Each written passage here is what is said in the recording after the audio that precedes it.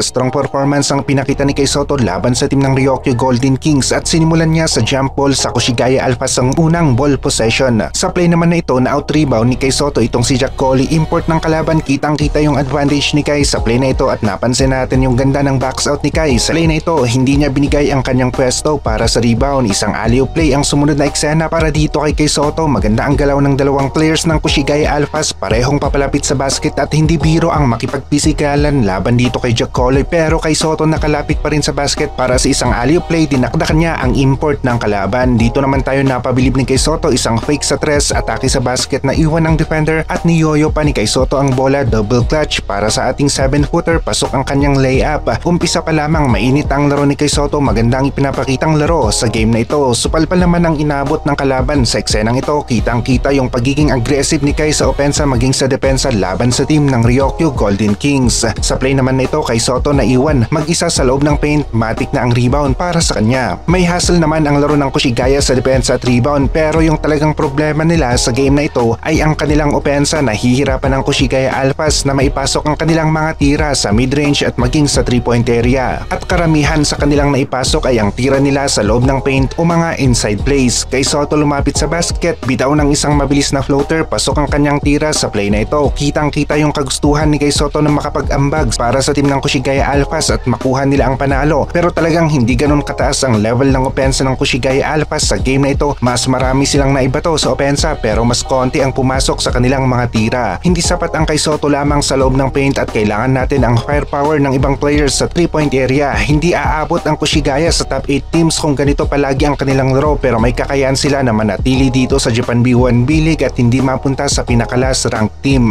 Rebound na naman ang nagawa ni Kay sa play na ito na nasundan pa nga ng isang steal na patingala na lamang ang defender sa eksenang ito sa tangkad ni Kay Sotto, tip in para kay Kay, plus 2 points ang kanyang nagawa para sa team ng Koshigaya Alphas. Nakita natin ang magandang performance ni Kay Sotto sa game na ito at kung mag-i-improve pa ang opensa ng Koshigaya Alphas ay malaki-laki ang chance nila na manalo sa kanilang susunod na laro. Nakahanap na nga ng bagong coach ang team ng New Zealand at naghahanda na nga rin ang mga ito sa paparating na second window ng FIBA Asia Cup qualifiers. Hong Kong at New Zealand ang makakalaban ng Gilas sa second window at alam naman natin na kaya ng Gilas ang team ng Hong Kong at tinambakan nila ang team ng Hong Kong sa first round ng FIBA Asia Cup qualifiers. Hindi pa nakalaban ng Gilas ang team ng New Zealand dito sa FIBA Asia Cup qualifiers, ang team na gustong-gusto natin na talunin ng Gilas dahil ilang ulit nila tayong tinalo sa FIBA Asia level at wala pa tayong panalo laban sa team ng New Zealand sa FIBA competition. Kaya naman isang history ang posibleng magawa ng Gilas kapag nagawa nilang manalo laban sa team ng New Zealand.